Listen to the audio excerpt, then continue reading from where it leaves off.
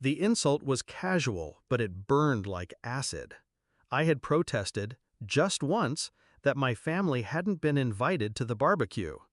My sister-in-law smirked over her glass of wine. Guess the guest list got classier. Laughter rippled around the table. My husband didn't even flinch. He just snapped, "Don't like it? There's the door." So I stood up, and the next morning, I left. Quiet, no shouting, no tears, just silence. A few days later, my phone rang. His voice was frantic. "Is this your doing?" When we met, he promised partnership, equality, a marriage built on respect. I believed him, naively, blindly. But slowly he chipped away at me. Little things at first, jokes at my expense, dismissing my opinions, turning my in-laws' sneers into private jokes between us. I told myself it was stress, work, family pressure, excuses stacked like sandbags against a storm I didn't want to see. Until that barbecue. Until his words sealed the truth. I wasn't his partner. I was his punching bag, socially, emotionally, financially, and I wasn't going to be anymore. When I left, I didn't slam doors, I took my time. While he slept, I copied files from his laptop, bank statements, contracts, messages with my sister-in-law, mocking me, planning trips with money siphoned from our joint account. That's when it clicked. The inheritance my parents left me, the money I trusted him to manage, it was gone. Moved into shell accounts under his name. It wasn't just betrayal of the heart, it was theft. And I don't forgive theft. I didn't scream, I didn't confront, I didn't beg for answers. I planned. I hired a lawyer, a quiet, ruthless one.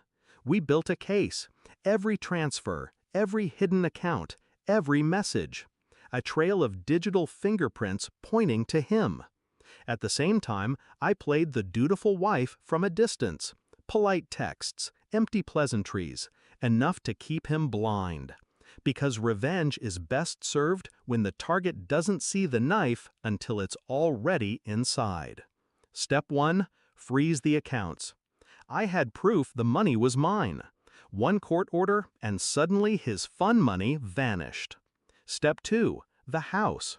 Legally, half of it was mine. My lawyer filed for an injunction.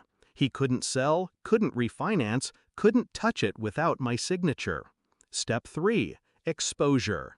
I didn't need to scream to his family what he'd done, I just mailed them copies of the bank records. His father, a man obsessed with reputation, was the first to call me. His voice was cold, almost apologetic. My husband's kingdom began to collapse piece by piece, and I didn't lift a finger.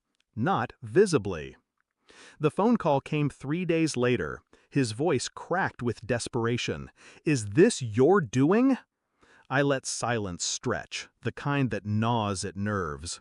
"Yes," I finally said, calm, precise, like a verdict. "You ruined me!" he shouted. "No," I corrected, "you ruined yourself. I just made sure everyone saw it." The weight of my words settled over him. I could hear it in his breathing, the realization that I'd been steps ahead all along. For once, he wasn't the one with control. He was the one left standing in the wreckage. By the end of the week, he had nothing. No access to my inheritance, no house to leverage, no family to back him. Even my sister-in-law, his ally, turned on him once the money dried up. I didn't need to scream, didn't need to throw plates or beg for apologies. My silence was enough. My planning was enough. They had laughed at me around that table, treated me like I was disposable. Now he knew the truth. I don't shout, I don't beg, I erase. So when he asked, "Is this your doing?" all I gave him was the truth. Yes, and I warned you, I always finish what I start. And then I hung up.